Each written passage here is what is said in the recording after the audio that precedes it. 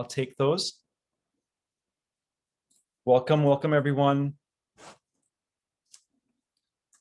Just in case you didn't know where you were zooming into, because we have so many Zoom meetings and conversations, this is the panel, The Gates, the Politics of Academic Citations, Reviewing and Publishing.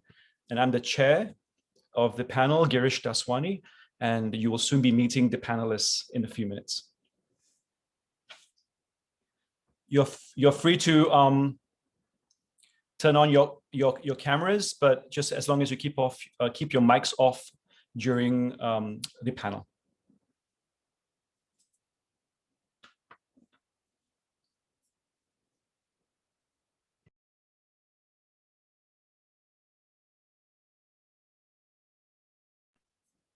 Just saying hello and welcome to those who are joining us as we let more people in. It's a full house, so if you can't find a seat, please try to go to the back of the room. I'm in the kitchen right now. I was just saying to those who arrived earlier, I'm taking orders if you want tea, coffee. Someone earlier asked me for a gin and tonic. I'm sorry, but this is a strictly no alcohol kitchen. The bar is on the other end. Welcome. And we'll be starting around in 2 minutes. So it's 10 o'clock. We'll give 2 minutes for people to come in and we will be beginning.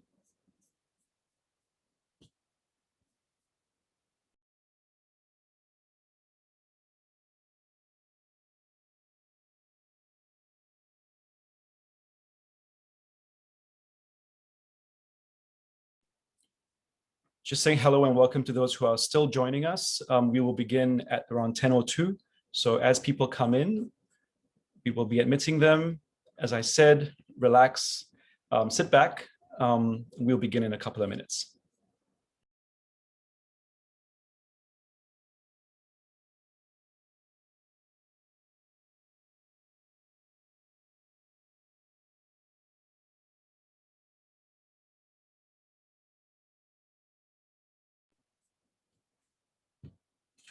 Hi, everyone. Nice to see you. Just to let you know that this is the panel, The Gates, the Politics of Academic Citations, Reviewing and Publishing, organized by the blog Everyday Orientalism, which is co-organized by Rachel Myers, Osama Gard, and Catherine Blouin.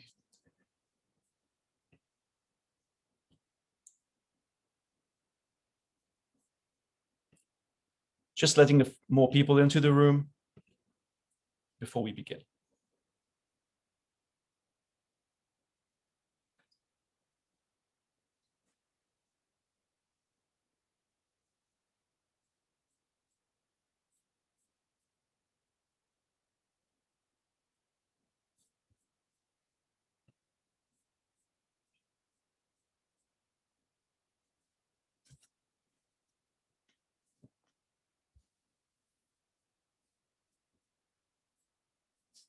Just to let you know, we're beginning in a minute. So if you need to send in those coffee, tea orders, I'm still available. Uber Eats takes a bit more time if you live in a different country than me. So just keep that in mind for delivery.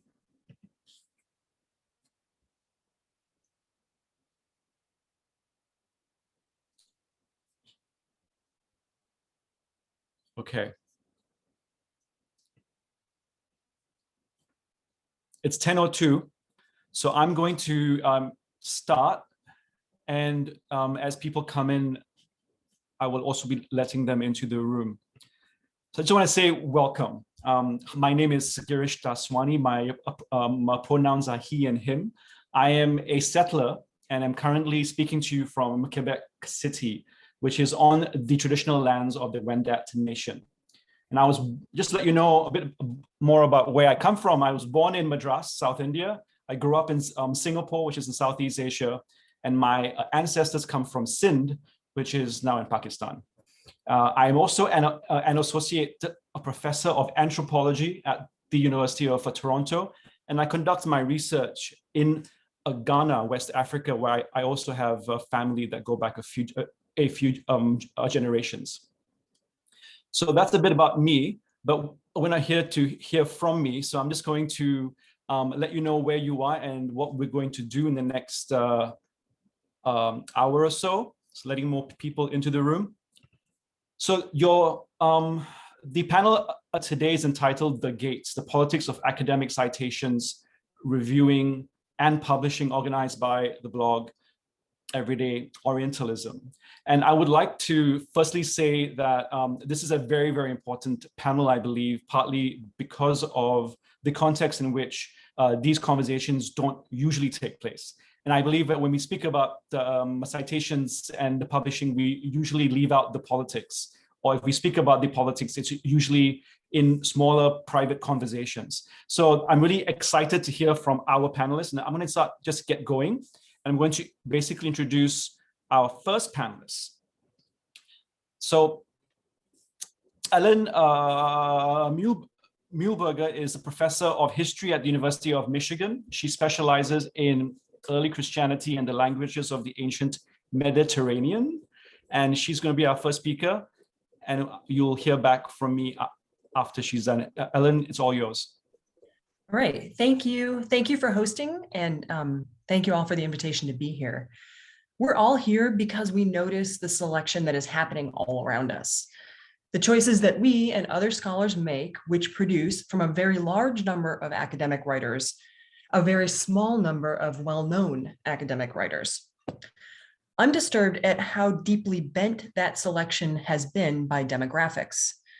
The way things are in my field of early Christian studies, the way that journal issues and edited volumes and conference keynotes and book series go, is that either you must conclude that men are better at this scholarship than women, and white men especially are better at it than everybody else, or you have to conclude that academics in my field are consistently mistaking the categories of white and male with excellent and citable.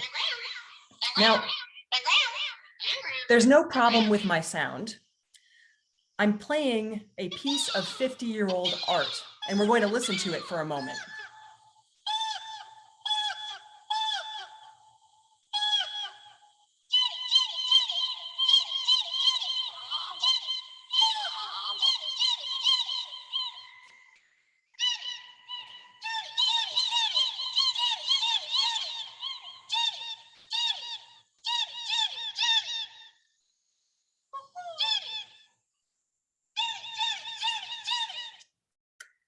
In 1972, the photographer Louise Lawler noticed that her contemporaries, all men, were becoming well-known, sought out, and valued, while she and others who did the work too were not. Her assessment was that their names, the men's names, were repeated over and over again, and they were invited to exhibit over and over again. Each of those iterated calls or selections built a world where only some artists mattered.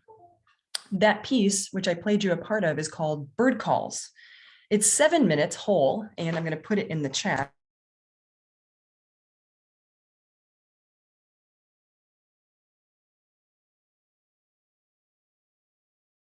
Ellen, you have muted yourself.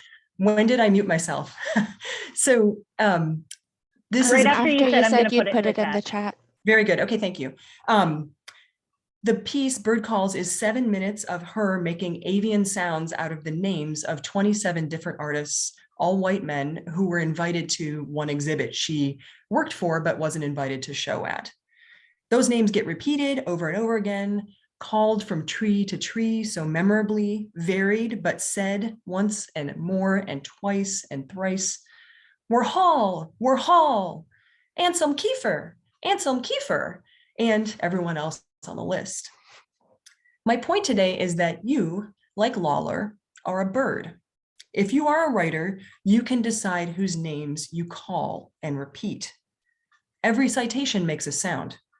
It doesn't matter if you're writing a paper in your 3rd year of your undergraduate studies or if you are writing your 3rd book, your every repetition matters.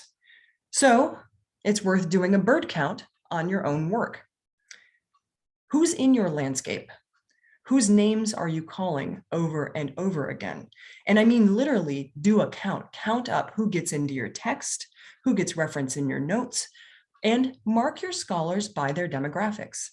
Be scientific about it. Do it with a spreadsheet so that you have numbers at the end of your experiment. When I do it on my own work, I track gender and race because those are the salient categories that have skewed the publishing in my field. A lot more men, a lot more white people.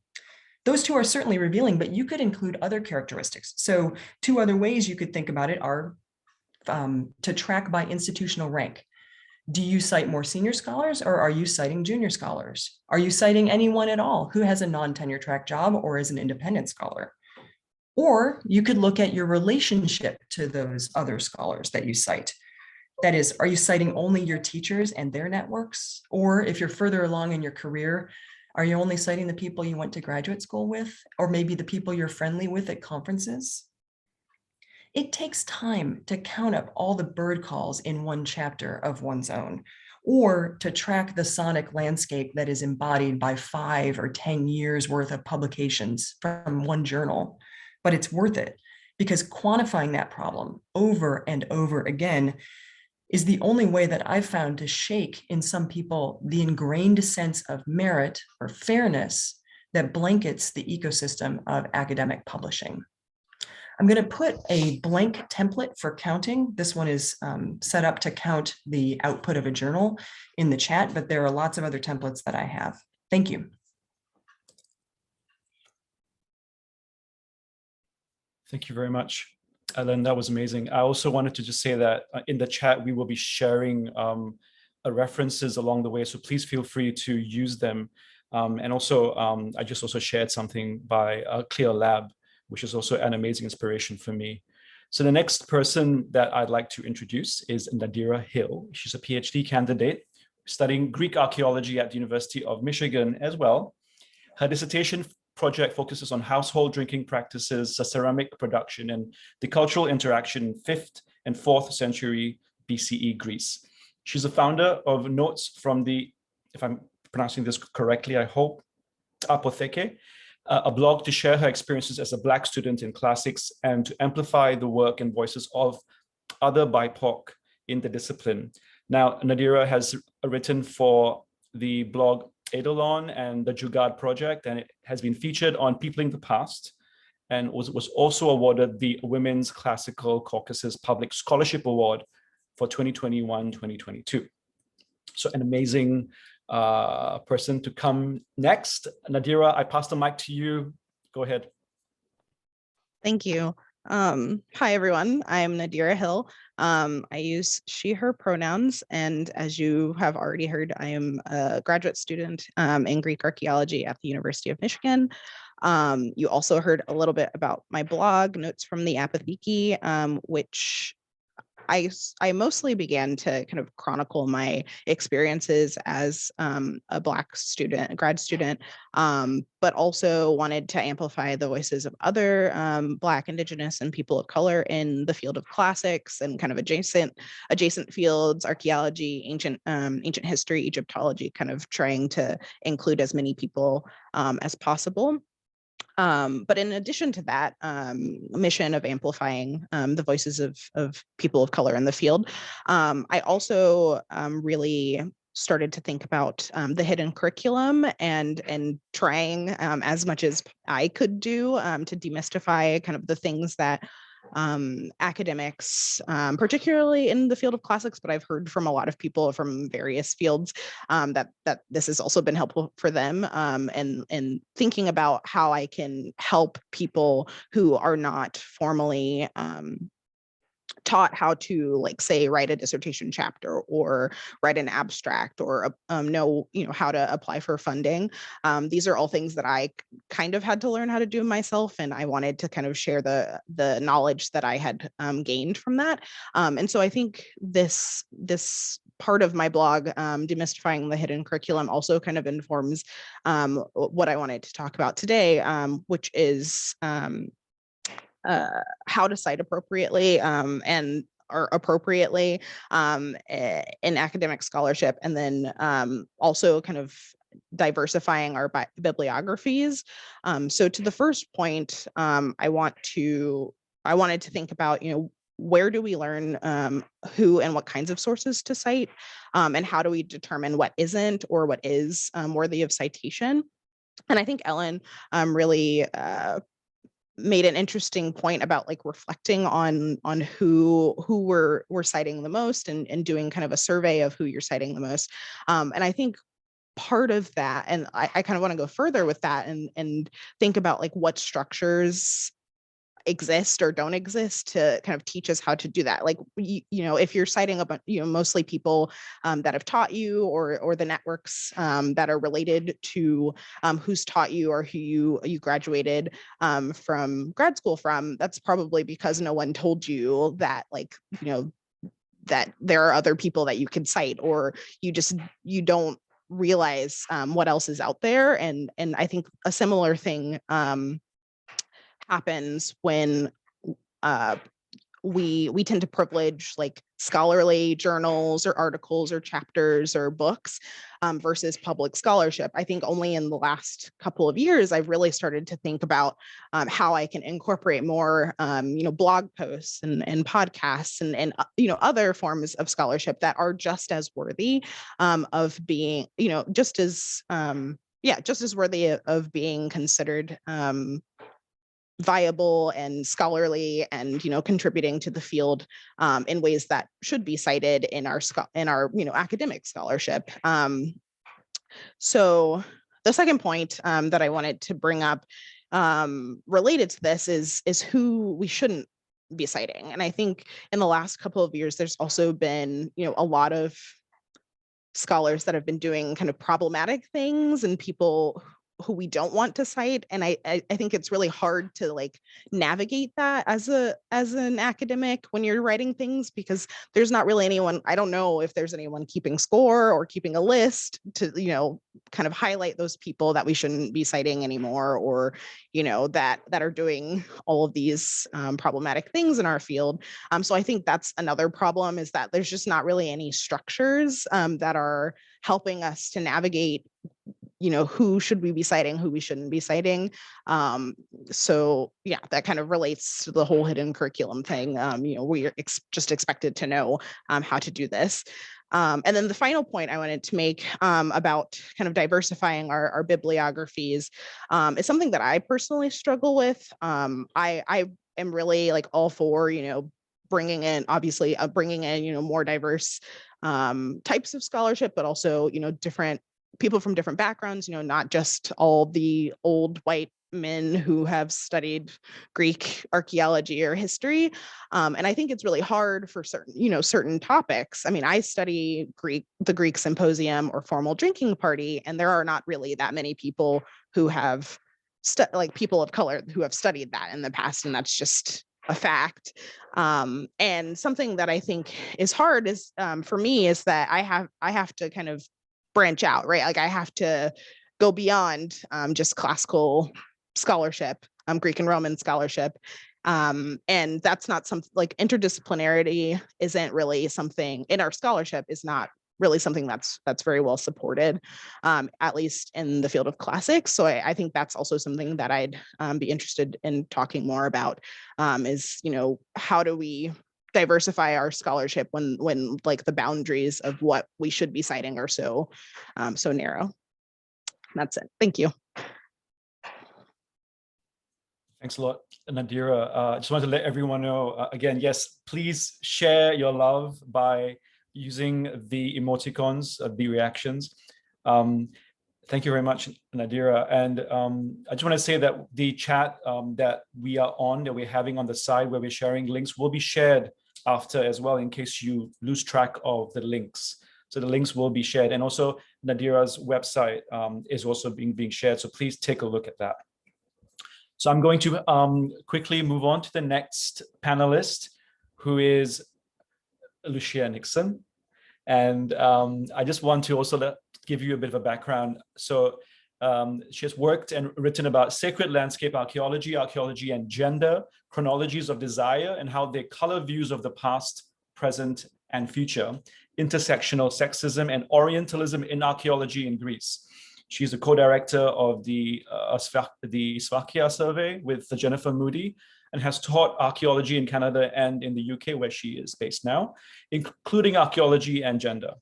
She was also a fellow at the Canadian Institute in Greece and senior tutor at St. Hilda's College, Oxford. So please, the mic is yours. Okay, hi everybody, and thanks to everybody at Everyday Orientalism for the invitation to speak on this panel. I'm very aware that I'm a white first world person, and others on this panel are much better placed to assess the effects of current practices, but I do have three things in my favor. So I'm female, and I lived through the feminism of the 1970s and onwards with all its flaws as well as its strengths. I saw firsthand what it was like to try to get published if you had anything remotely challenging to say. And I could also see what it was like for people's work not to be read. Second thing is I'm old and I'm getting even more impatient for change. And also I've worked in university outreach where I learned that it's not enough to say that your gates are open, and we'll come back to that later. So these three things, being female, being old, and having experience of university outreach, are useful when we come to look at the editorial policies of journals in our field. And that's what I want to focus on in this very brief talk. And I'll end with a couple of suggestions for action because I'm impatient. So we know what we lose if the gates in our fields are perpetually shut for some of us. We know that, first of all, we lose many voices that of people who aren't able to speak academically. And we all lose because our scholarship, any scholarship, is better when it reflects multiplicity. We also know something about how voices are excluded. So first we turn some people into others compared to ourselves, and then we smother their voices by not listening to them, let alone helping them to get published. So this is the double whammy of what I call othering and smothering. And I did an Everyday Orientalism blog on these two malign processes in 2020. So journals are obviously part of gatekeeping because they're important for publications and CV building and so on and so forth. And the top journals help to define what our field is and who gets to comment on it. So I'm going to look at two examples, one in archaeology and another in a different field. And I'm going to start with the American Journal of Archaeology. And the AJA has a newish editorial policy, which is their editorial policy and statement of purpose as of 1 May 2021. I'm going to read out one sentence in it. The journal seeks to publish diverse viewpoints, especially from members of historically underrepresented groups, to acknowledge and examine the appropriation of Mediterranean archaeology by racist, nationalist, and colonialist ideologies, and to address critically the biases that have shaped the discipline. Now, the AIA is seeking to publish diverse viewpoints, which is great, but this statement doesn't say anything else about what exactly the journal might do apart from the seeking. So in other words, they don't say anything about how they're going to do the finding that would get those diverse viewpoints. So in my second example, I'm going to look at the American Historical Review. And in early 2018, the then editor of the AHR, Alex Lichtenstein, published an editorial which he called Decolonizing the AHR. And this title tells us immediately what his aims as editor were for the AHR. He's very clear about the task and what it will mean. And again, I'm going to read out bits of this. What has the official publication of the American Historical Association done to rectify decades of exclusionary practice during which women, people of color, immigrants, and colonized indigenous people were effectively silenced as producers of scholarship and subjects of historical study? This requires more than a well-intentioned commitment to diversity, which consists primarily of adding extra flavors to the stew. Decolonization, as the movements for the transformation of historical consciousness listed above have reminded us, is about changing the recipe altogether. Okay, so yes, indeed. And there's more in this, and I will put the links up after I finish my talk, so I'm not clever enough to do it while I'm speaking. But the key thing is that he also lists 6 different steps that the AHR is going to take. And I'll just tell you what they are. My printout has failed me as usual. So first of all, they're going to diversify the board of editors. They're going to expand it from 13 to 16. And they've already done it. They've nominated new associate review editors to diversify editorial practices in the journal's review section. They're going to sponsor, they said they would sponsor, and I presume they did, a session at the 2019 annual meeting in Chicago to address questions of diversity. They will modify the criteria for selecting reviewers of books and other media.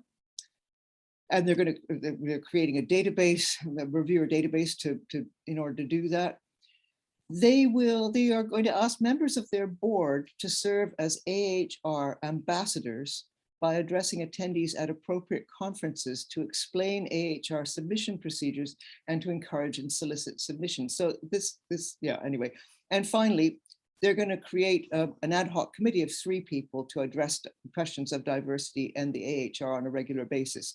So they were on the point of taking these decisive steps in order to find people. They weren't just going to do the seeking that the AJA talks about.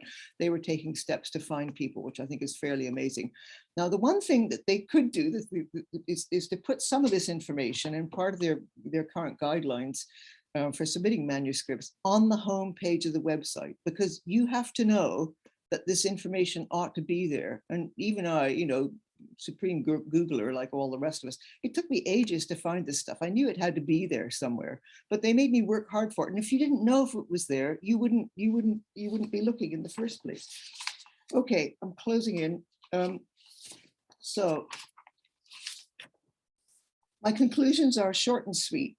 If we want journals in our field to include all voices, then we have to do more than simply say that we're seeking them. We have to take other steps to find those voices. We have to get out there and do the kind of outreach that the AHR has undertaken. We have to be prepared for our own views and practices to change. And as most people in this gathering probably already know, we have to be prepared for our own views and practices to change. And if we are changing ourselves, it usually means that we're doing things right, because the very best outreach is usually a kind of inreach. You can't outreach properly if you're not working on yourself as well, and your institutions and your journals and all the rest of it. So my concrete suggestions are we should consider making a kind of template of actions for making journals and editorial boards more like finders. We should ask anybody we know who's on a board, who knows somebody who's on a board, to suggest a template and or the AHR type of approach. And we should also suggest that these editorial policies, or at least a short version of them, should be right on the home page of the journals. Don't make people look for these. Put it right out there. It is huge to have this information right on a home page. And I speak as an outreach type person. So anyway, in this way, we might seriously open the gates to those journals and finally rejoice in a multiplicity of voices in our field.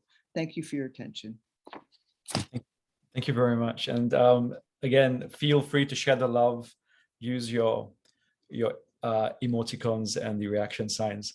Thank you again. And we're going to move on to the second but last speaker, who's also one of the co-organizers of the blog, Everyday Orientalism, Osama Gad.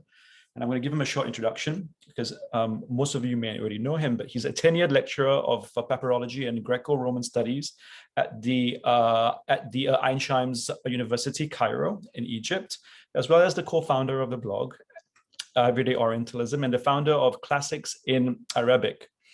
Due to his non-traditional academic background, he has a broad range of interests, including translation studies, heritage and foreign language teaching, ancient history, papyrology, Greco-Roman heritage in Egypt, digital classics, Orientalism, classics and nationalism, and the idea of cultural studies in general.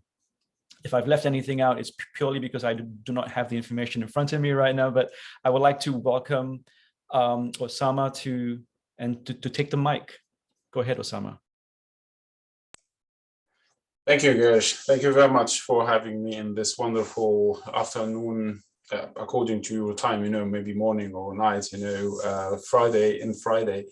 And thank you very much for the participation, everyone here. And thank you for the panelists for their input. I'm really overwhelmed. So I will just try to concentrate on just 3 cases, you know, in which I know about publication, you know.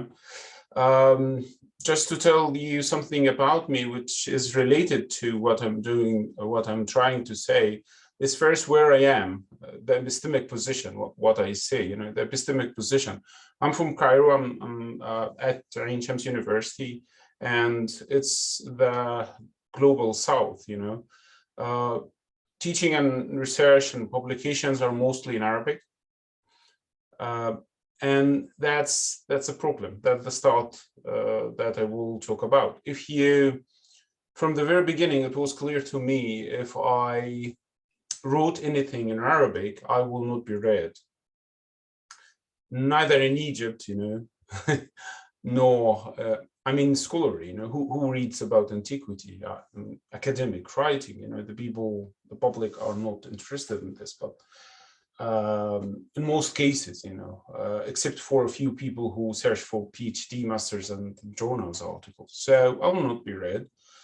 And if I go to the West, which I did, I will be confronted with what I have been confronted with over the 10 years, you know, or maybe more, 10, 15 years. I will just give you one concrete example about this.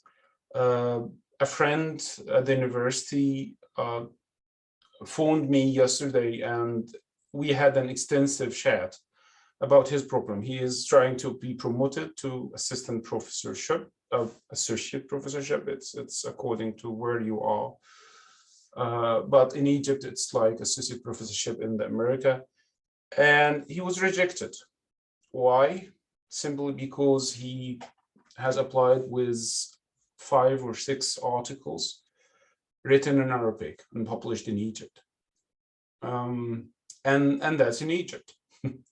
And he told me, you know, I'm just quoting, you know, I did have the mistake of not publishing in English, because if I did publish in English, the committee at the university in Egypt, it's not in Shams, by the way, the university in Egypt would have given me this associate professorship. And it wasn't shocking for me. I knew this for a long time. And whatever when you go to publish in the West, if you have a good language skills and you could navigate the system, and international the system, you could have the chance to be not only promoted to be associate professorship, but a full professorship. And we in the academic world know what a full professorship opens you at the university and the academia. And this brings me to the next example. A friend of mine who were aware also of this fact and his language skills, and he could navigate the system in my field of study, published in English. And he was promoted associate and full professor, and now he has all the luxury of being a professor. And in a conversation between me and him, I told him, why you are not speaking about the politics of citation, about colonialism, about imperialism in the field, and why you are not just doing what the journals or whatever above there telling you to do. He said, if I did, I would not have been promoted. My work would not have been published in the West, and I would not have been promoted in Egypt. So he is silenced, you know, he's just using the system, you know, to go to the West, to do at the Western standards, European standard journal, international journals. And when it comes to Egypt, it will not be examined again, and he will be promoted. Quickly, he was a professor. And the last example I would like to talk about, these are real examples, you know, these are real examples. Last example, which has made me part of this project of everyday Orientalism, and also made me put the blog Classics in Arabic, the Greek-Roman legacy in Egypt, you know, because, you know, how could you say that English, publishing in English scholars, or German, French, or Italian, the most dominant languages in the field, you know, which are clearly related to the empires, you know, are the best. Whatever you do is the best. When you don't read Spanish, we don't read Arabic, when you don't read the views of other people, Indian or I don't know, Russians, whatever the language you are trying to read, these views about antiquity, their work on antiquity, it's actually the dominant languages, you know, the way they see antiquity. I'm just trying to put it like this, you know, whatever you are doing, it's not wrong, it's not right or wrong. It's just how, as Ellen has shown us, you know, the repetition, it's repetition after repetition after repetitions. And this does not make any real science, you know, it's just repeating the people, repeating the founding fathers of the disciplines who are started, you know, 18th, 19th century, and now they are the standard now. And if you go beyond saying, for example, someone in the Islamic world, someone in the global South said so and so and so, no, he will not be a standard. And actually, I'm not frustrated. I'm seeing that this is changing now, but as Lucia said, you know, how it is changing. We are beyond seeking, you know, how you could now, many people accept this fact. But what journals did they have a person from a Spanish background or African backgrounds in the editorial board to open the door for the people? Have they began to look at the research agendas, the teaching agendas in the universities, what they are saying, you know, beyond their bubble, you know, English bubble, French, German, Italian bubble, or even Arabic bubble, you know, which I just told you, we are living in the shadow in the West, in Egypt, and the whole Arabic world. I mean, in the classics department and archaeology and ancient history. And that's the way we are in. So to end this short talk, I'm just trying to tell anyone in any editorial board, please look beyond native speakers, look beyond Western institutions, look beyond the names, you know. It's not just because you are in a Western institutions, you know, the dominant Western institution, the dominant publishing houses, you know, it's not, this fact does not make what you are writing academically sound. It's just, you know, the way you navigated the system and now you are publishing it. So please go beyond this bubble and try to open the gate really for everyone. Because if you will continue silencing the voices, our field of study, antiquity-related field of studies, will not benefit from the diversity that I even can see here in the thesis. Thank you very much. Thank you, Osama. Yes, please share the love. I want to say as well that this conversation goes beyond classics, beyond the study of antiquity, of archaeology. I'm an anthropologist, a social culture anthropologist, and I've written about the same problems, and I can safely, confidently say that these questions around the politics of citation as well as publication and peer review is very well located within academia as a whole. And so I would love to come back to these questions as how they reach us all and how they affect us all after the last speaker. And we'll have another round to have a bit more discussion as well. So the last speaker I'd like to introduce them is Chelsea Gardner, who is an associate professor of ancient history at Acadia University, and also an archaeologist working in the Mani Peninsula in southern Greece. She is the host of Peopling the Past podcast, which I'm also a fan of, and which also has inspired my own work as well, and also one of the founders of the Reya Classical Reviews, an online open access book review journal that prioritizes emerging and underrepresented scholarly voices in ancient Mediterranean studies.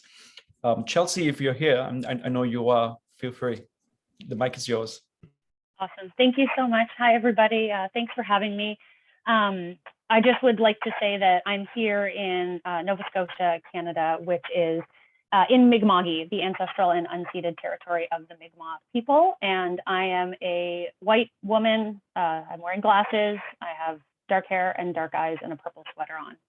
I am here today as 1/6 of the Reya Classical Reviews team. So I am very much not myself today, but representing our entire group and our entire organization.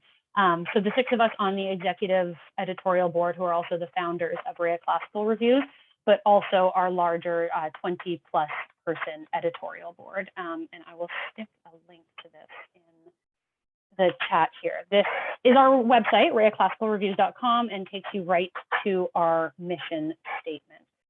So I'm going to tell you very quickly about what Reya is and how it came to be, and how we see it sort of fitting into the larger landscape of the field with all of its problems.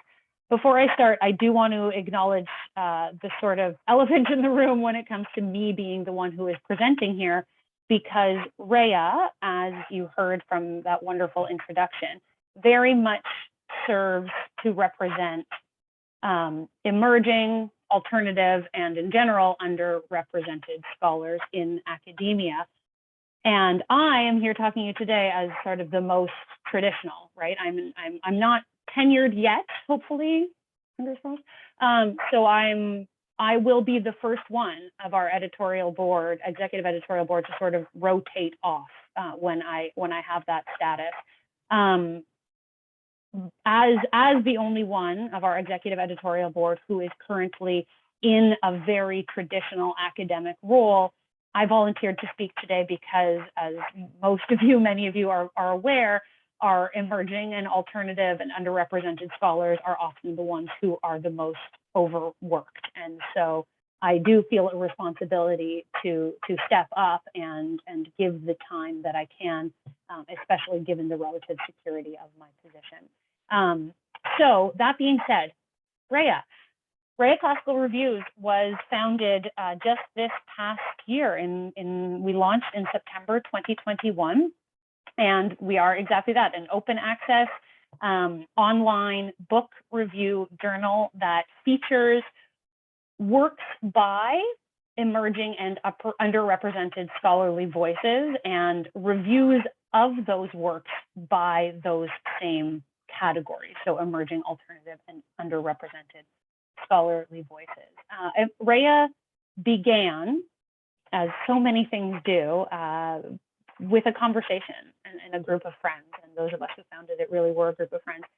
And we realized that our career paths were diverging significantly from what we had envisioned for ourselves in grad school, right? I mean, the reality of academia in general, and classics in particular, or ancient Mediterranean studies more broadly, is, we're in a pretty dire situation. There are very few jobs, and people find themselves in what is problematically, but often referred to as alt-ac positions.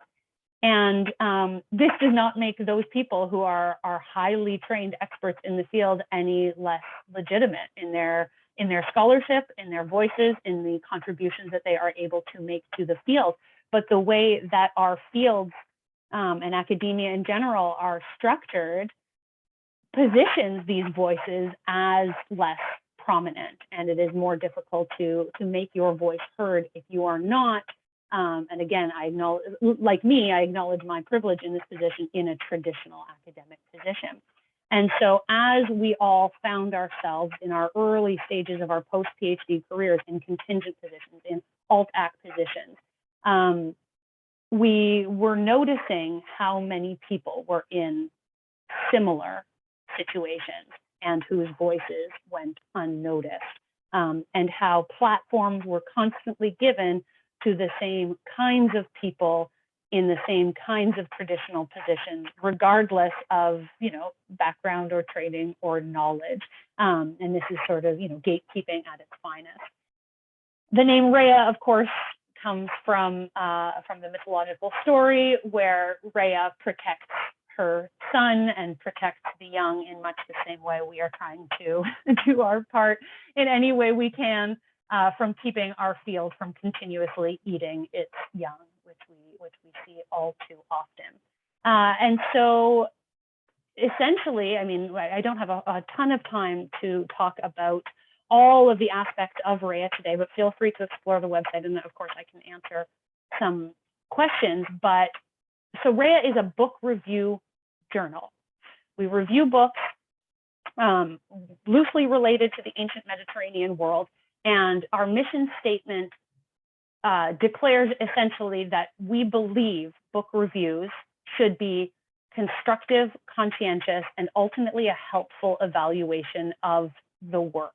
We were seeing an issue in the field where there was a lot of, again, eating of the young, let's call it, a lot of punching down, a lot of career ruining reviews of works that were happening, and really published reviews that were not constructive to the author's original intention. And we saw a space in which we really believed, and we do believe, that we are able to make a change, because we believe that the current review model does not always prioritize these qualities that we think should be front and center of when we are reviewing the work of our peers.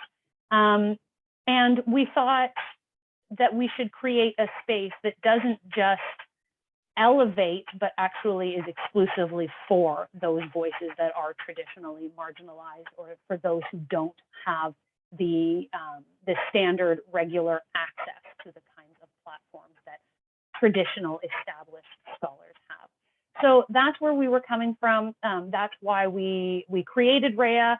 And the last thing I will say is that we do, one of the things that Reya Classical Reviews does that we're very, very proud of, that I think sort of encapsulates our mission statement and the idea of fair representations of authors' work, and elevating voices that don't have traditional platforms, is our reviews have an optional dialogue between the author and the reviewer in order to attempt to best understand the intentions of the author and to best represent their work. So I want to leave lots of time for Q&A. I will stop there, but as I mentioned, the link is in the chat, and I just want to thank all of my fellow panelists for all of your contributions and opinions and experiences. This already has been really, really rewarding. So thank you. Thank you very much, Chelsea. Again, please feel free to use the appreciation emojis. Again, I want to say thank you so much to all our panelists. This has been so far really, really helpful and engaging, very broad conversations that need to be discussed, but also in very specific ways. So I want to thank you all again. What I'm going to do now is I'm going to ask a few questions that have come out of this conversation and open it up to any of you who would like to respond. And in the meantime, as we have this conversation, those of you who are here and who are listening, who would like to ask questions regarding anything to do with citational politics, reviewing, including a peer review and the publication or publishing, please feel free to put your questions down in the chat, and we will come to these questions in the conversation. So I just want to, this is a very kind of emotional, effective question for me, because I've started to really publish more online on blogs, so writing outside the traditional peer-reviewed journal spaces. I find journals to be very hierarchically ranked, and also the gatekeepers tend to be people who come from more traditional backgrounds, who spending a lot of time making sure that the people who get published are the ones that somehow reflect their own ideas and ideologies, and most of them are more traditional, white, and also a European Western centric. So my peeve with all this is that when I started to demonstrate this in my CV, or we have an end of year review, and in the UK you have the REF. Here we have a PTR, and we have the kind of the end of year review for someone who's already tenured. It doesn't affect me as much, but for non-tenure junior scholars, those who are still looking for jobs, publishing is already a big deal. And when I publish online, I get told it's not worthy of the same kind of for capitalistic productive notions of, whether you've been productive. And it's not worthy of the same points, and thus you don't get rewarded in the same way. So there is a system, there's a neoliberal capitalistic system, there's also a traditional expectation. And this goes with where you publish, as well as with the review process. I want to put this question out there for all of you as panelists, because you all have different experiences, I think. I'm not saying that it's all been easy, but I think you have something to share about the expectations that some people just, I am tenured, someone who's a junior scholar, someone who is non-tenured, someone who's entering the field as a PhD candidate, have these expectations, and they need to meet some of these expectations. How do we navigate these questions and problems? I'm open up to any one of you who want to start to respond first. Anyone?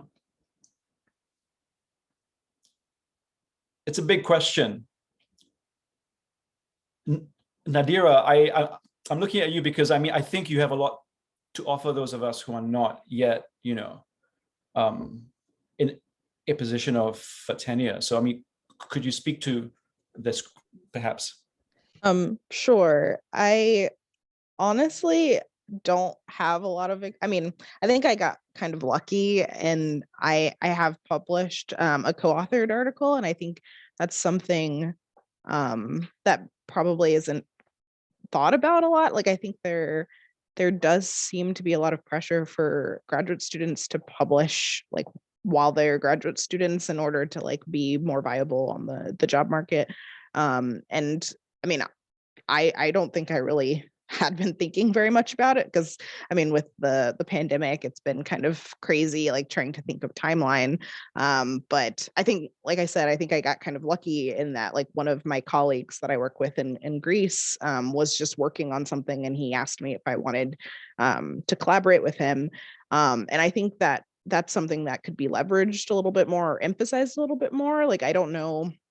Obviously I'm still a graduate student, and I don't know exactly how a co-authored article is weighed against like a single author article. I assume that traditionally a single author, a first author article is better than a co-authored one, depending on how much you contribute to it. But I think that's probably something that that should be considered as like a viable option, right? Like we are it's a good way to make connections, or make stronger connections with our colleagues if we're collaborating with them.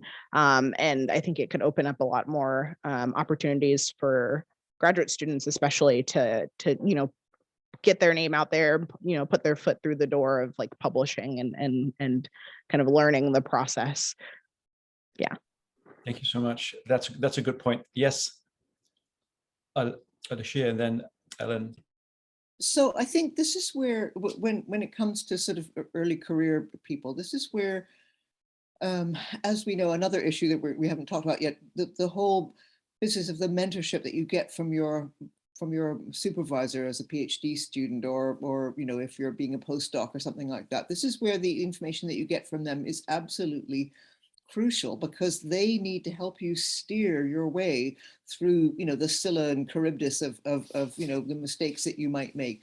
And it is probably true that that people who are underrepresented and so on are often the people who don't necessarily get the best advice. So I can't say what the best thing is. I know that the people who are that much ahead of you in your field, they're the ones who know what hoops you have to jump through in order to get a job or do whatever it is that you want to do. And so I think the only thing I can suggest is that early career people need to be very clear about this, and that it is their absolute right to ask for that kind of advice. And should I publish here, and or whatever, because that's the only way that they're going to get any decent advice. They shouldn't be left to figure it out on their own. That's why you go to graduate school and pay all those dreadful fees, right?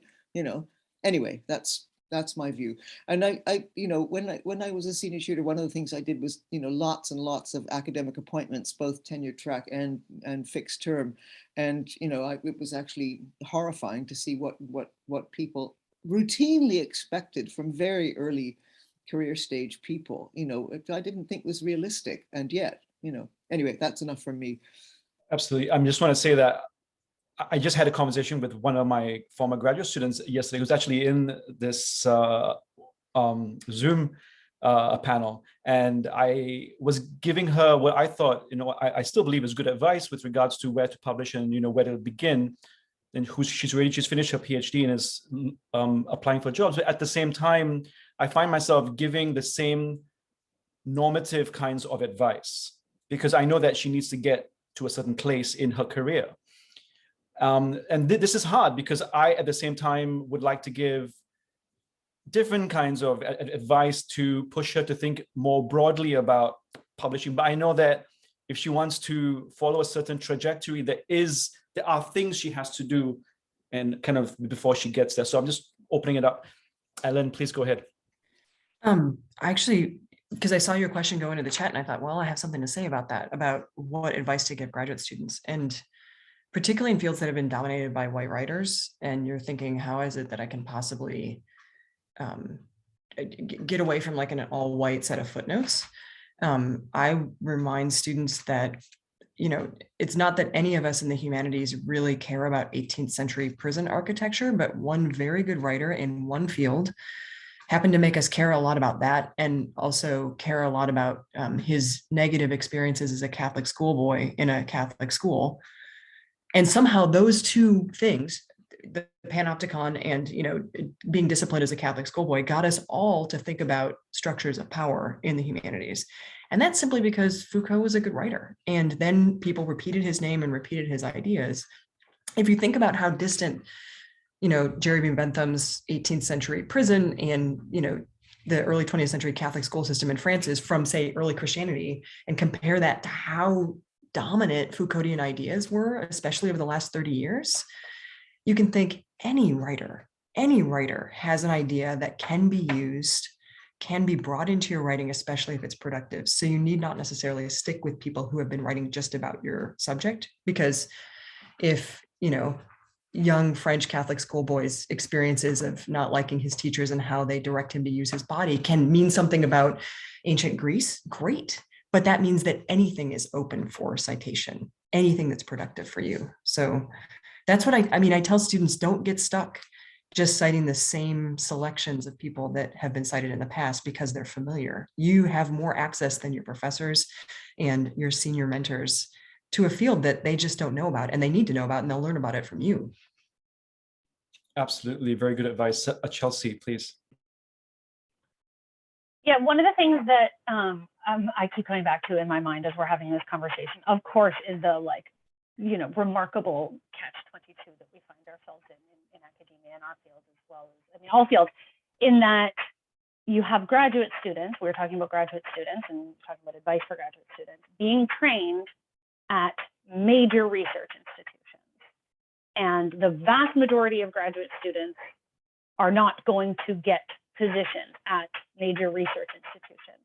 But you have the faculty member of major research institutions who have been molded into one very specific kind of academic that has to have a tremendous amount of research output in the very traditional way, because those institutions are counting things, checking the boxes in a way that that smaller places, like I'm at a small liberal arts college in Canada, they count things very, very differently. And I feel very lucky for that. But as a graduate student, you're not really made aware of those sorts of alternative access routes to publishing and all of these different ways that one can make an impact on the field, and not even that, but all of the ways that you can break free from the traditional mold because you're being trained by the traditional mold. And that's a really, really difficult thing to move from graduate student to wherever that leads you. And I'm constantly struck by this, and this is not there. I mean, there's a big conversation to be had, and not one, not an issue that's going to be solved today. But really, I see one of the major problems is the fact that our next generations are always being trained by only one kind of academic at those major research institutions.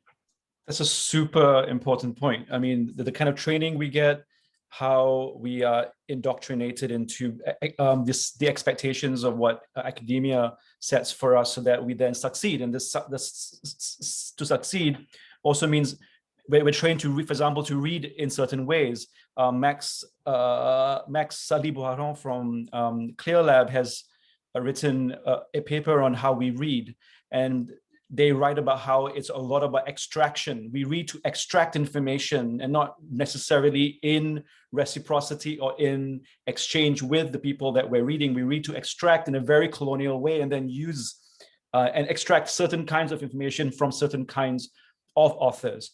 I think that's also powerful. Exactly. Osama, Yeah, you said it better than I did. I mean, we're trained. We're trained by the gatekeepers themselves to become exactly gatekeepers. In exactly. And so my question, and the hard part that I find, the question I find hard to answer is, how do we can't change all these systems overnight, obviously, but how do we find new systems? Because they do exist. I think there are ways in which reciprocity and a more caring form of citational practice and thoughtfulness does exist. But how do we create that alongside? Osama, do you have anything to add? Because I know you've been quiet the whole time. It's a hard question. I'm still thinking about my epistemic position, and again to not to repeat the fact, but to stress them. First, in Egypt, in order to be promoted, you have to publish in Western, not always, of course, but I'm speaking about Greco-Roman history and Greco-Roman studies. You have to publish in international journals, and if you have to publish in international journals, you have to stick to what the gatekeepers tell you to do or what they value as a scholarship. And if you don't do this and do the kind of work I did, or many other people here in the panel trying to advise you to do, you will end up staying where you are, graduate students, or in Egypt, you will stay a lecturer and will not be promoted to anything else. So my advice would be to resist, as much as you could within the system, within the article, within the paper you are trying, within the idea you are trying to put on. And in this regard, I can think of a lot of successful people who have been resisting, these repetitions of certain authors and authority and the normative standards that had been in papyrology and ancient history and archaeology. And they have made wonderful work. I mean, even if they are secure, but even if as students and PhD students or a lecturer who was trying to be promoted and began to look beyond the gatekeepers' tradition and their traditionality, he could start a conversation, start a project about the ethics artifacts about the origins, for example, in petrology, the export license of the artifacts from Egypt, which will enormously improve our understanding of where these documents, where papyrus, for example, comes from.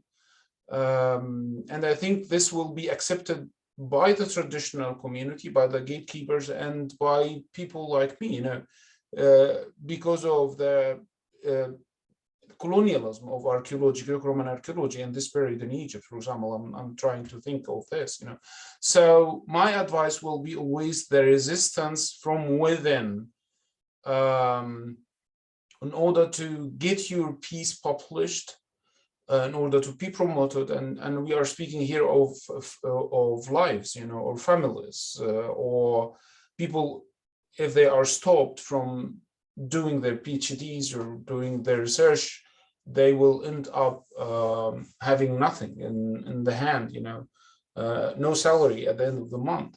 So it's a tricky business, and we have to learn to navigate the system in Egypt and the West, and to continue connecting with each other, and know that there is a traditional mindset by the gatekeepers, and we are trying to open up and give a voice for these people who are underrepresented, and that's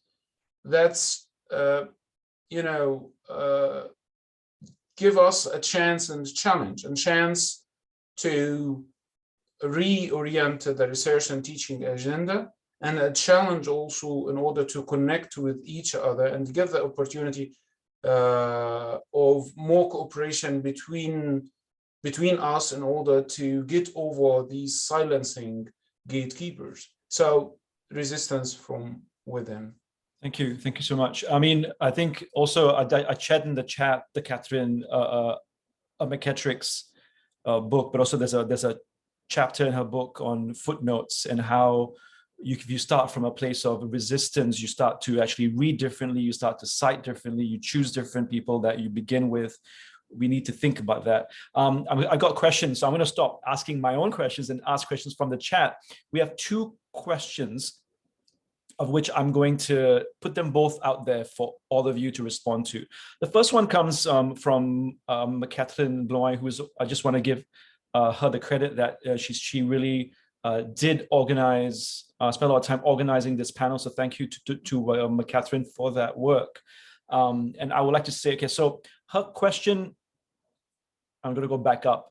A candid question: anyone has thoughts on how to best deal with the often gaslighting and gatekeeping referee reports that those trying to cite or work differently find themselves on the receiving end? So yes, we do these things, but then we get pushback from gatekeepers who are our referees or reviewers, who are saying we're not citing enough male traditional authors, or you're not following the canon, for example. And she goes on to say, when trying to publish in more traditional journals and press, it's been quite a fascinating yet frustrating phenomena to experience in antiquity fields, to a point where I sometimes feel these fields are not made for me anymore. The issue that, okay, now this is one question. I want to ask another question that comes from 2 different people with the same kind of question. And Catherine was asking about Nadira's point about how to approach or refuse the citation of problematic, for lack of a better word, scholars. So scholars, have been, who've been a part of, accused of, or involved in problematic events or situations linked to sexism, racism, misogyny, and so on. How do you deal with these scholars who still have jobs and who still somehow expected to be cited? And this question is also added by Lisa Wolf, who says the language of scholarship. How do we better include? Sorry, is this?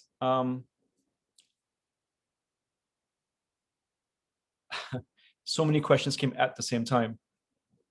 So I'm going to just maybe, sorry, there's a question by Erin, and it is linked to Catherine's. To give some background, a graduate student studying histories of queer families and currently writing a section about how homophobic professionals, authors, and scholars structure people's experiences, which means they are citing people who they want to support in it, who they don't want to support in any way. How do you deal with this? This goes back to Catherine's questions about having these people in your footnotes actually impacts journal impact factors and how to get around computer algorithms. This is a 2.2 kind of questions linked together, and I'll come back to more questions, but I'll open this up to all of you for now and I'll come back with more. Anyone would like to go first? You can read the questions in the chat.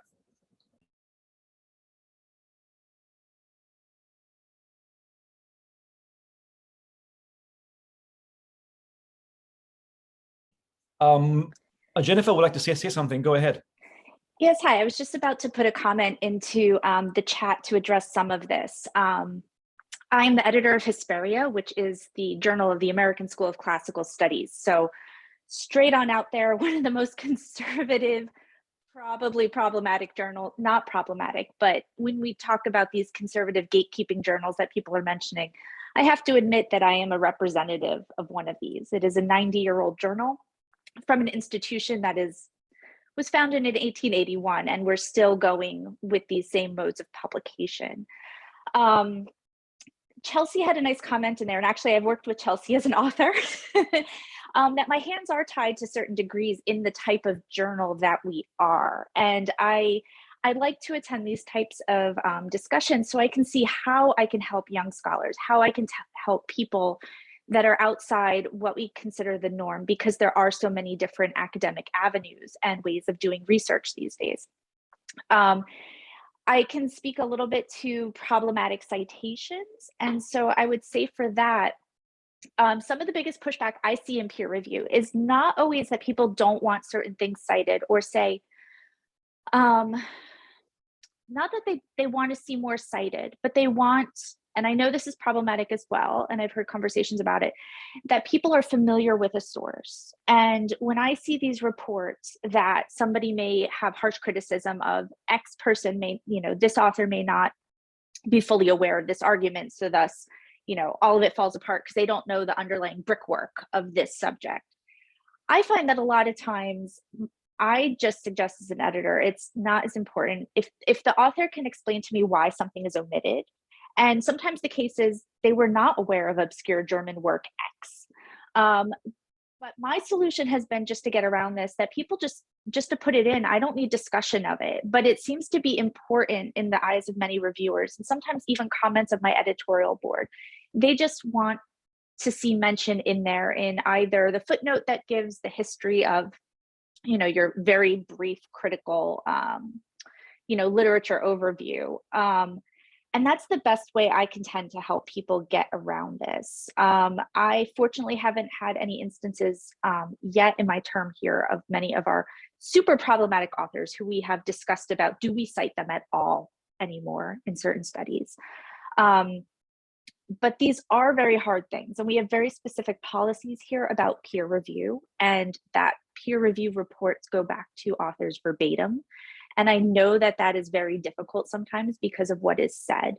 As an editor, I can say I try to make it my responsibility to go back to a reviewer to change wording, or I let them know when I think that they're being inappropriate, but things do slip through. Being the Journal of the American School of Classical Studies, also, part of our mission is to publish the work of school projects, which are admittedly white and male, or at least by the time they get to publication. And so I have been working with the school, and some of the problem is that I can't do as much with what articles I'm receiving in, but that some direction has to come from above, an assignment of materials, and that's going to be a larger institutional change. One of the largest things I've tried to do is to involve myself in conversations like this and learn about what is going on, but also to support young scholars in, sometimes the papers are, the scholarship is there. It may not be put together quite as well. And I've published people who are still in grad school and are early on the tenure track. And I'm very glad to put in more time with those articles to get them to the level for inclusion in our journal, a lot more time.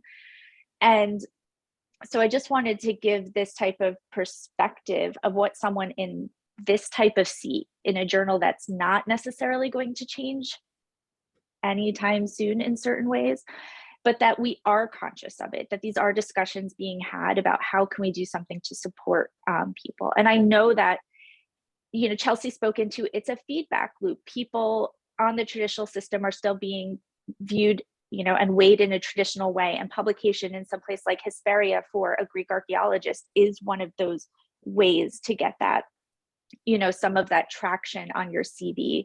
So I have been trying to look at this and discussions with my board. So I guess just, sorry to speak a little long. I just wanted to say it is something that those of us on this side are recognizing and trying to work with. And, you know, it's part of the reason why I'm always happy to talk with younger authors, although I'm always afraid that they're afraid to talk to me. So I hope that also on an educational level in the training, you know, it said that corresponding with authors pre-submission, corresponding with editors pre-submission, this is something you can do, learn more about the process, teach students more about how publishing works. I usually try to give presentations and just show that, like, I'm a human person here. I hope I'm not that scary, and, you know, but we want to help people. And so I know it's not going to solve anything, and I take everything everyone here speaks seriously, but I've noticed, you know, I am one person from this traditional side here, and I just wanted to say we're trying. I just wanted to say thank you for that. I also would like to add that I think the role, and this has been mentioned by Chelsea as well in the chat, of the role of the editor-in-chief or the editor of journals is huge. They have a huge responsibility and they have a huge role to play. And I'm just talking also from personal experience, seeing changes in anthropology. For example, the American Anthropology Journal, which is the flagship journal of the American Anthropological Association, is now run, or is now currently being edited by Elizabeth Chin. Now, she is active on Twitter, actively criticizing some of the traditional ways in which peer review has been done. She is sharing her views on how she does things. And for example, if a peer reviewer is being unnecessarily antagonistic, biased, or rude in their responses, she has the absolute right to completely put them aside, to ignore them, to not take these views seriously, right? So these are things that maybe would not have been considered in the past, because you want to take everyone seriously, because peer review somehow was meant to be this, this unbiased or perfect system. But obviously we know now that it is extremely biased and it can be very harmful as well. But how do we get around it, even if we have to somehow stick to it? Alan, you had your hand up. Sorry, go ahead. I was very interested to hear, Jennifer, what you said, representing yourself as the representative of the other side, or the more traditional side, because some of the language that I heard you use was the language of help. You know, we can help people do this, or we can, really get people to understand this system. And I think I would encourage, because you're a representative of a very traditional journal, I would encourage you to think about how that journal lacks voices that are not being included in the field, and understand that perhaps the language of help might mean that Hesperia is still the standard, capital S, and that everyone else has to change to fit the standard, rather than perhaps undergoing some change itself. I know that you described it as it's not likely to change, but it's discouraging to hear someone who's in a position of authority there say that it's not likely to change. Part of what I'm afraid is not likely to change is that, I mean, I think I also need to do more legwork with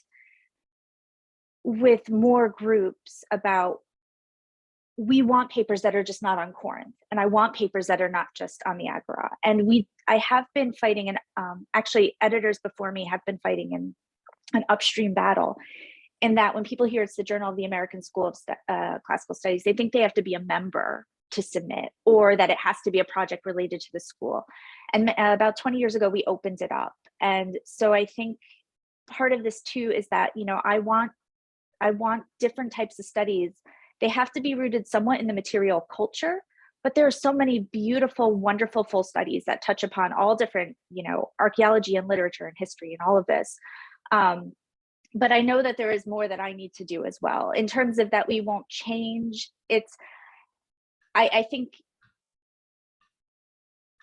what I mean by that is also we're traditional in the sense of we're very careful about, the mode that we're publishing. We're not open access.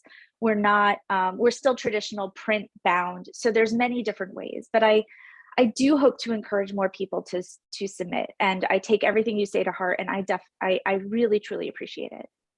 I would just like to say that we have maybe about 10 to 12 minutes left, and we have people who with more questions. I would also like to add, I've shared the Twitter handle of Elizabeth Chin. You can follow her. At the same time, I've also witnessed open access journals in anthropology. One example called How, which was open access and completely was meant to revolutionize publishing, open access publishing. But when over time it was discovered and openly investigated about how there were still problems with how labor relations were being handled, how people were still held to abusive relationships, especially the relationship between the editor and the people working voluntarily for the journal, as well as how traditional gatekeepers were still being valorized in a non-traditional. So these questions are real. Roberta, you have a question. Your hand is up.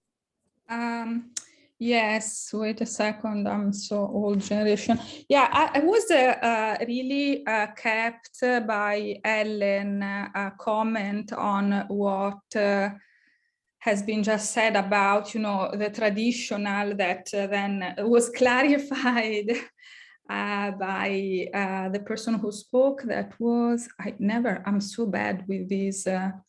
Well, anyway, from the American school at Athens, because I hear what Helen says very much, and I believe that we have had similar kind of experiences that led us, to be sort of voices for change.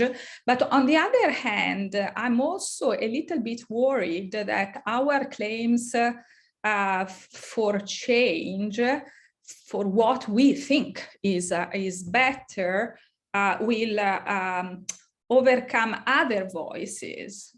That is, what I really like about this moment is that we have different voices, right, in our field.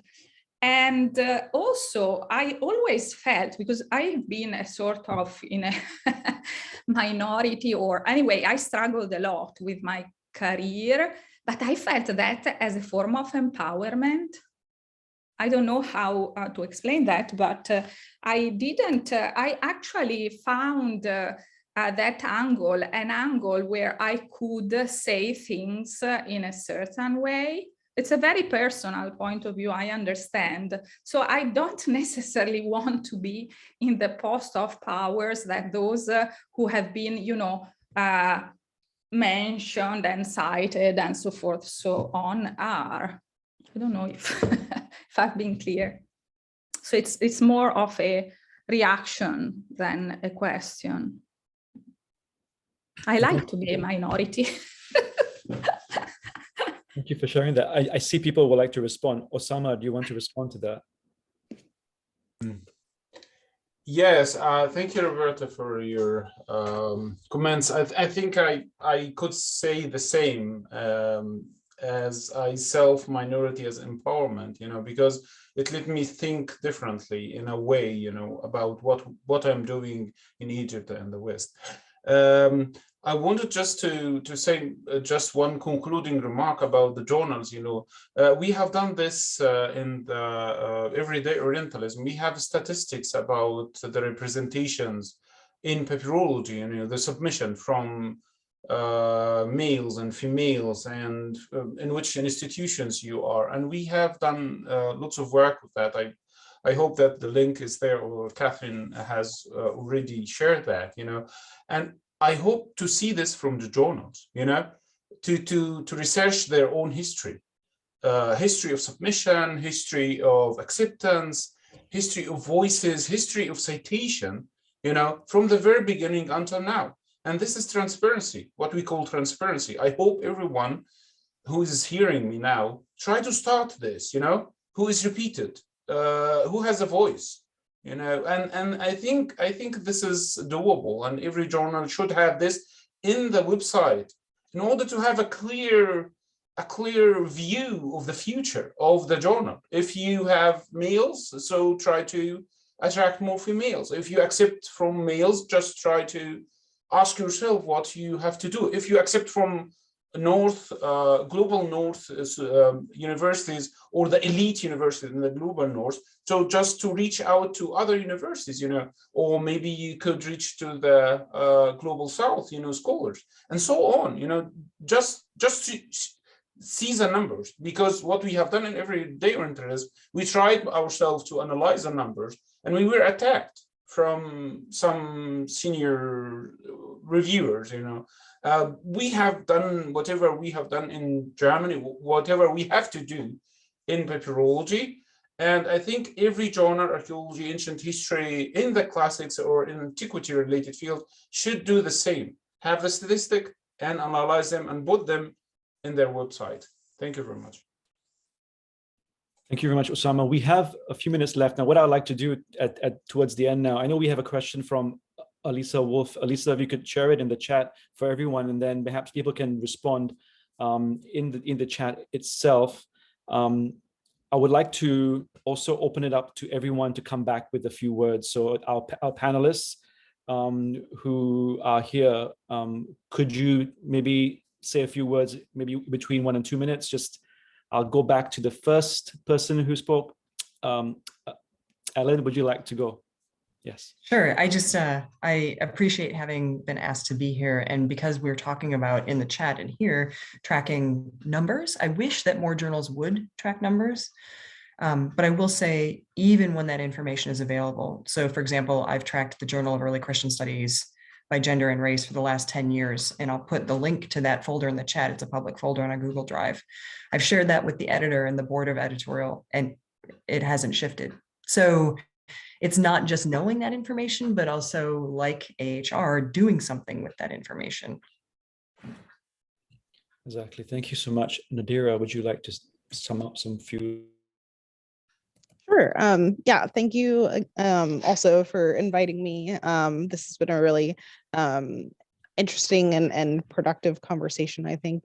Something that I just wanted to return to briefly is I think I really liked the conversation about like what the advice people would give to graduate students. And I think there definitely should be more flexibility, I think, in how we think about like what the future will hold for graduate students, because I think Chelsea mentioned that like a lot of the training is coming from professors at R1s, and they're training graduate students for the same kind of position, when in fact not many graduate students will end up in those positions. So I think we should definitely find ways to train students more broadly for a variety of types of writing and citation practices and peer review and all of these things that we've been talking about, to make their training more fulfilling and more useful. Thank you so much. I'm going to pass it on, but I'm going to also just read Lisa Wolf's question. So if you have any responses, just put it in the chat. A question about languages of scholarship. How should we better include other voices and languages in scholarship? Presently, they are on the editorial board of English-speaking Near and Middle Eastern undergraduate student-run journal, and they have pieces written in Near and Middle Eastern languages. Would it be more beneficial to publish them without translation, or to translate them into English for wider accessibility? So if you have any responses, panelists, you can put them in the chat about publishing through translation as well into English and for the wider circulation. Lucia, you please go ahead. So I just have two quick comments. I think one of the things that's become clear is that there are so many actions that can make a real difference in terms of the conversations with members of editorial boards or members of your department or whatever. And so people should be encouraged by that. I mean, there is a great deal to do, but sometimes very small steps can really make a difference. So that's one thing. And the other thing is, I'm thinking especially of Chelsea Gardner's talk here, but also things that other people have said, and Usama as well, that people have to realize that there is a terrible loneliness in being, feeling that you're out on a limb, either epistemically or personally in the world of scholarship. And so anything that can connect people in a meaningful way, like Reya or other innovations, these are really, really important. It's not only about the work, it's about helping people to feel validated. Just because you have a different view doesn't mean that you're wrong or stupid or something. That actually this is also something to offer and should be turned into something positive. It's really important for people not to feel lonely like that. And thank you for including me in this panel. Extremely important point of not feeling excluded. Always thinking about there is a larger community, and there are people that we can also connect to and to share and learn from. Chelsea, you have the last few minutes. Go ahead. Oh, what about, did we skip Osama? Oh yeah, Osama, do you want to say a couple of things or no? Okay, well, he's fine. He said he's fine. Sorry, go ahead. Again, I just want to reiterate what everybody is saying. This is wonderful. And I'm trying to think of a way to end this, like not in a negative way, which is really hard, unfortunately. But just to, I guess, draw attention to the unfortunate fact that we, this wonderful open community right here, the audience members who are listening, the panelists, we are all unfortunately in our own way in a closed loop, in a self-serving sort of situation here, which I don't know what the solution to this is, besides urging those of us with even the tiniest fragment of privilege or power to share these sorts of panels, right? Email those journal editors, email your friends who are, like mine, the white dudes who run archaeology and somehow, never ever get questioned or never show up at these kinds of panels, and who are obviously missing, even though, they say they support us, they say they're with us, and yet they aren't here. So at the end of the day, I mean, thank you all for being here. Thank you for organizing it. Thank you for everyone saying all of these important things, but like, let's get this out beyond this group, right? Put this on Twitter, put it on social media, send it to your white male department head, say, watch this, read this. What can we do about this? Send it to journals you've published in, send it to your friends, and let's take that extra step, again, especially those of us who happen to have privilege in our security of our positions, and let's do something. That is, I believe the perfect way to end this. Fantastic last few words. I completely agree with Chelsea, and I thank everybody for coming, for attending our panelists. A round of applause again. Thank you so much for being such wonderful conversationalists and participants. And we will be sharing the links, we'll be sharing the conversation, we'll be sharing this, and please share it on, forward it on. And we need to be much more proactive in widening this conversation out beyond just, as Chelsea said, this loop that we're in as well. Have a great day, have a great evening, have a great afternoon, wherever you are. And again, once again, thank you so much for being here. See you soon, see you later. Thank Take you. care. Thank you for moderating, Judith. Oh yeah, you're welcome. Thank you, Thank Catherine. you. Thank you, Catherine, as well for Nadira, organizing. Lucian, Gersh, and Catherine. Thank you very much. Bye, Bye-bye. everyone. Good seeing you. Stay warm, everybody. You